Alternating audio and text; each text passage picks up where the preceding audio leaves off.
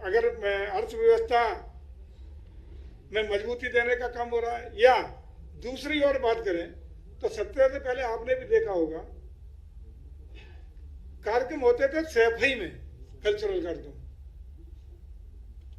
और कहा कहीं नहीं होते थे। उसके सापेक्ष आज पूरे प्रदेश के हर जिले में, सभी 75 जिलों में, पहले तो मैं आपको थोड़ा सा अपने विभाग के मूल ढांचे के बारे में परिवर्तन जो हुआ है उसके बारे में बिना इसके बोल रहा हूँ, ये तो आऊंगा बाद में, बिना इसके ऐसी मोटी मोटी बता दे रहा हूँ। हमारा न तो कहीं जिले में कोई कार्यालय था पटन का, न तंत्र था, न ऑफिसर्स थे, न कर्मचारी थे। विभिन्न राज्यों में या अन्य जो डेस्टिनेशन पे जो सूचना अधिकारी रहा करते थे, हमारे पर्यटन अधिकारी सूचना देने के लिए, फिर हम लोगों ने उनको वहां से बाइंड अप करके यहाँ लाए। विभिन्न जिलों में एक शासनादेश जारी करके कैबिनेट से पास करा के जिला पर्यटन और संस्कृति परिषद, जिसके अध्यक्ष जिलाधिकारी को हम लोगों ने बनाया, सभी माननीय जनप्रतिनिधियों को सदस्य बनाया, डेवलपमेंट के एडमिनिस्ट्रेशन के जिला स्तरीय अधिकारियों को उस कमेटी में रखते हुए जिला पर्यटन और संस्कृति परिषद का एक गठन किया, उसका रजिस्ट्रेशन कराया, अकाउंट खुलवाया, सभी सीडीओ डीएम से अनुरोध करके विकास भवन में या जिला कलेक्ट्रेट में एक एक कार्यालय आवंटित करा के टेम्परेरी तौर पर आउटसोर्सेज से कंप्यूटर पे और हमारे फोर्थ क्लास का एक एक एम्प्लॉय वहाँ प्रयास किया गया, और जो अन्य इधर उधर से अधिकारी थे उनको ही चार्ज देके, किसी को 1 जिले का, किसी को 2 जिले का, उनसे वहाँ काम लेना शुरू करके उसका अध्यक्ष कलेक्टर और सचिव हमारा जो टूरिज्म का अधिकारी, इन दोनों के द्वारा एक्टिविटी, कल्चरल एक्टिविटी और टूरिज्म की एक्टिविटी उस जिले में क्या संभावना हो सकती है, क्या और अन्य हम लोग कर सकते हैं, ये वहाँ से शुरुआत करी। हालांकि उसका जो रिस्ट्रक्चरिंग विभाग की हुई है तो कैबिनेट से हो गई, पदों की संख्या तय हो गई, सब कुछ हो गया है, लेकिन वो आयोग में गया है। और मुझे लगता है आयोग की स्थिति आप देख ही रहे हैं, जब तक नियुक्तियां होंगी तब तक कार्यकाल हमें लगता है कि हम लोगों का तो शायद नहीं रहेगा, तब तक होंगे, लेकिन काम चलाऊ व्यवस्था के तहत ही हम लोगों ने प्रत्येक जिले में जो भी जिला का स्थापना दिवस हो या अन्य जो भी कल्चरल एक्टिविटी करानी है, उसके लिए हर जिले में हमने डीएम और जिला संस्कृति परिषद के बाद जो भी प्रस्ताव है उतनी धनराशि दे करके सभी जिलों में कल्चरल एक्टिविटीज कराने का काम किया। तो आप देख रहे होंगे हर जिले में जो महोत्सव आजकल बन रहे हैं और परिषद तय करती है, क्योंकि उसमें जनप्रतिनिधि अधिकारी हैं कि कब करना है, उन्हें स्थापना दिवस पे करना है या वहाँ का कोई बृहद कोई ऐसा आयोजन का तिथि उस पर करना है तो जिला तय करता है। उसके लिए हम लोग कलाकार भी संस्कृति विभाग से देते हैं और आयोजन के लिए सारे खर्चे पर्यटन विभाग से हम लोग देने का काम कहीं कहीं तो करोड़ों तक कर रहे हैं, अन्य लाखों में तो हर जिले को दे ही रहे हैं। ये हम लोगों ने शुरू कराया। तो और पहले एक कार्यक्रम होता था, कहाँ होता था आपको ही पता है, और उसमें कौन रहते थे, बम्बैया के हीरो हीरोइन। तो ये जो ग्रेवयार्ड इकोनॉमी थी उसको हम लोगों ने टेम्पल इकोनॉमी में, सनातन इकोनॉमी में बदलने का, स्वरूप बदलने का बड़ा काम किया है, जिसको लोगों ने एप्रिशिएट भी किया है। और इससे बड़ी बात यह है कि जो कल्चरल कार्यक्रम हो रहे हैं उसमें वो लोग जो हमारे तमाम कलाकार थे, वादन के, गायन के, नृत्य वाले, जिनको कोई पूछता नहीं था, हम लोगों ने उनको भी पूरे प्रदेश में ऑनलाइन रजिस्टर कराए। और सभी कलाकारों को हमारा प्रयास रहता है कि कम से कम साल में 3 कार्यक्रम उनको अवश्य हम दें। और उसका भी पहले न कोई रजिस्ट्रेशन था, न कोई कलाकारों का फोरम था, न उनका इस तरह का कोई व्यवस्थित तरीका था। हम लोगों ने वो सब व्यवस्थित किया है और ये तय किया है कि हर कलाकार का मानकीकरण कराया। आकाशवाणी से, दूरदर्शन से, जो भी संस्थाएं इस तरह की जो मानकीकरण करती है, मानकीकरण करा करके उनको मानदेय निर्धारित करा दिया कि A category, B, C, 3 category का है, तो ए कैटेगरी में इतना मानदेय हम देंगे, बी में इतना देंगे, सी में इतना देंगे। और उस मानदेय को अब जब कलाकार को हम कार्यक्रम देते हैं तो 50% एडवांस पेमेंट उसके अकाउंट में जाता है। और जैसे ही कार्यक्रम संपन्न होगा 15 दिन में अपने आप उसके खाते में रेस्ट 50% पहुंचाने का काम हो रहा है। और पब्लिक डोमेन पे आपको दिखाई पड़ रहा है कि किस कलाकार को कितना भुगतान, किस खाते में कितना दिया जा रहा है, क्या कार्यक्रम दिया रहा है, ताकि कहीं भी उसको ब्लैकमेल करने की, उसके साथ अन्याय और कहीं पक्षपात करने की स्थिति ना, और किसी भी तरह का भ्रष्टाचार पर कड़ाई से रोका जा सके, इसके लिए पूरी व्यवस्था देने का काम किया है। हम लोग कह सकते हैं कि ग्रेव यार्ड इकोनॉमी को समाप्त करके उत्तर प्रदेश ने टेम्पल इकोनॉमी को स्थापित करने का काम किया है। ये अकेला बदलाव नहीं है, ये सोच का बदलाव है, ये शासन की प्राथमिकताओं का परिवर्तन है।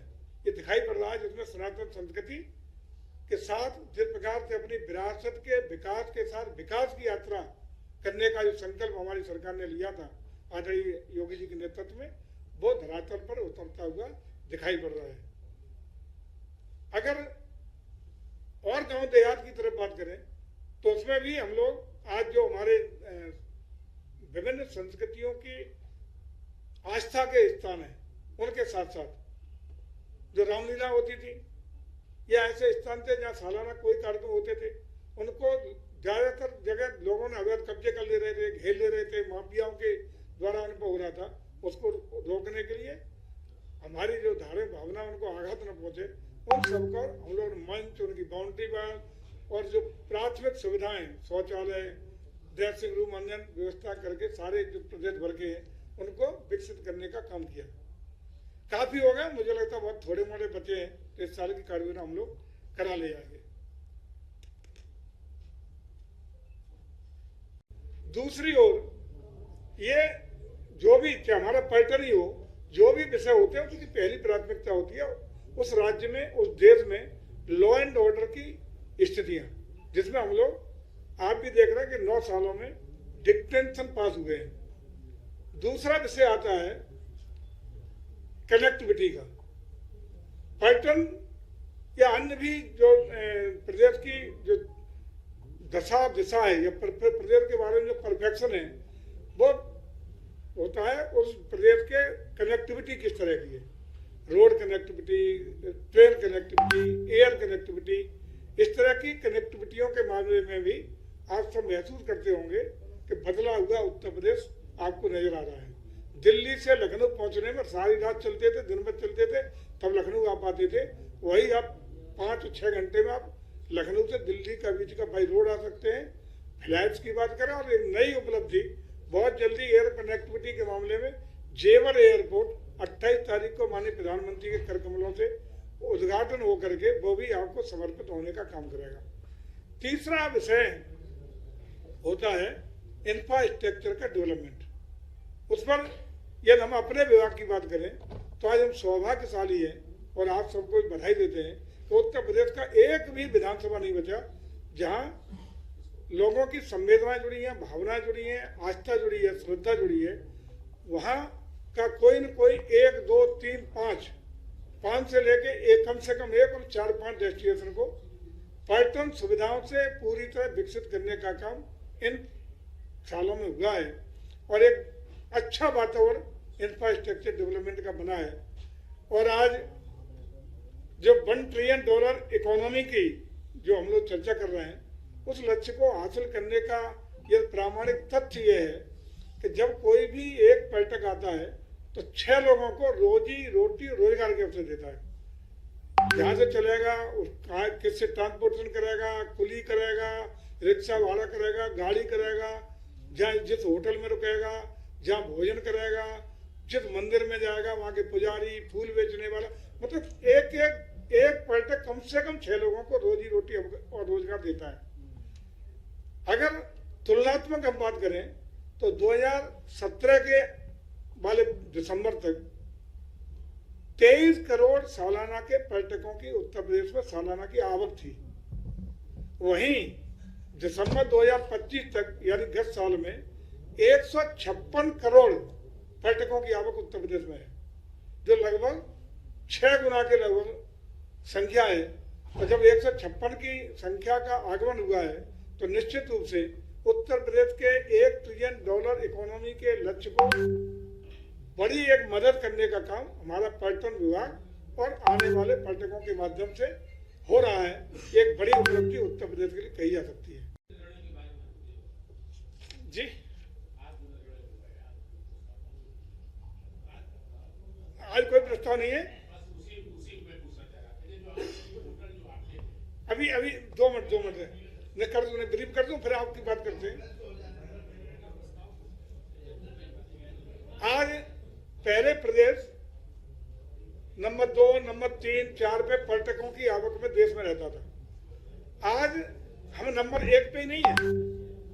नंबर 1 और नंबर 2 के बीच जो भी पीछे है उसको मीलों तक आसपास नहीं है कोई दूसरा स्टेट। इतना बड़ा गैप है 23 करोड़ से 156 करोड़ वाला कि दूसरे स्टेट बहुत पीछे चले गए हैं और हम लोगों के आसपास भी कहीं नहीं है। ये बहुत बड़ी उपलब्धि है।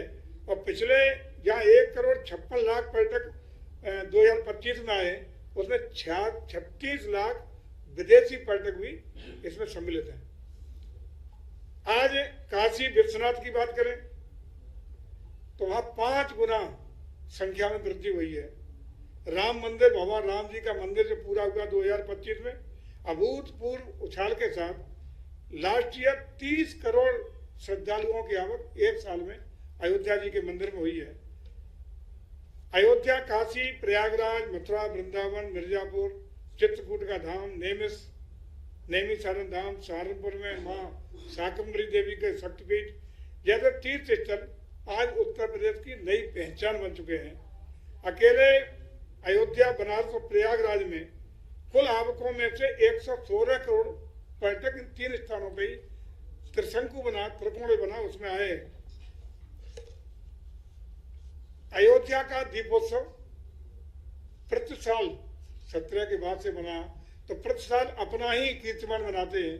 Guinness book of world record हम लोग बनाते हैं और अपना ही कीर्तिमान अगले आने वाले दीपावली के पर्व पर तोड़ करके नया कीर्तिमान बनाने का काम करते हैं। इस बार हम लोगों ने और 2 नए कीर्तिमान बनाए।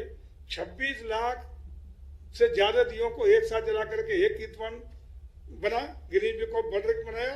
और दूसरा वहां के एक साथ 2100 से ज्यादा लोगों ने मां सरयू की तट पर एक साथ आरती का कार्यक्रम करके नया Guinness book of world record में नाम दर्ज करा के 2 कीर्तिमान बनाने का काम किया है। वाराणसी की देव दीपावली को हम लोगों ने प्रांतीय मेला घोषित करने का काम किया है। एक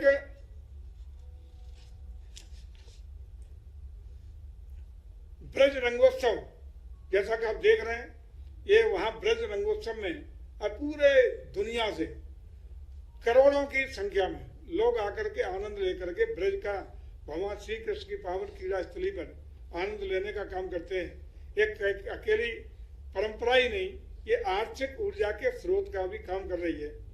और अभी जो ब्रज रंगोत्सव कार्यक्रम संपन्न हुआ है उसमें भारी संख्या में देशी और विदेशी पर्यटक पहुंचे, जिससे स्थानीय बाजार में, परिवहन में, प्रसाद, फूल, हस्तशिल्प और लघु उद्योग को सीधी बड़ी इकोनॉमिकल लाभ पहुंचने का काम हुआ है।